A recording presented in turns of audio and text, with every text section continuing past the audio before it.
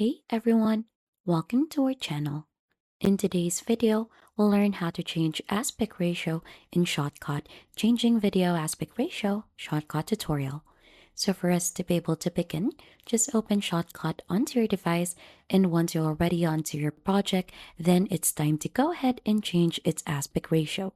So as you can see, the current clip that I have in here is under 16:9.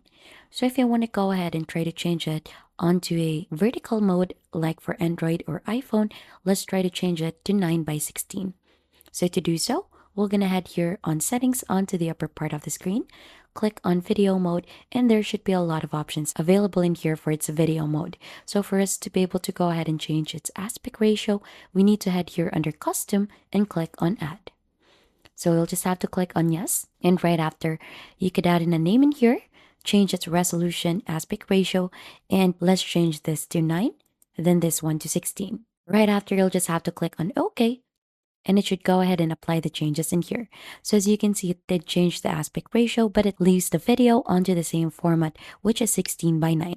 But if you want to go ahead and try to have this fit onto the screen with the same size onto its aspect ratio, you'll just have to click onto the video in here.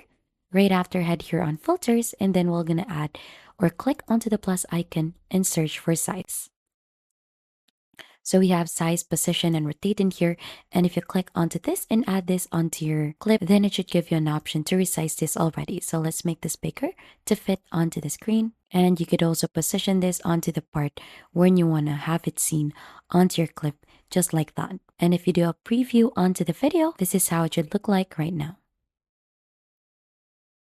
And that is how easy you could go ahead and change aspect ratio in Shotcut. If you think this has been helpful, don't forget to hit the like, subscribe, and we'll see you on to our next video.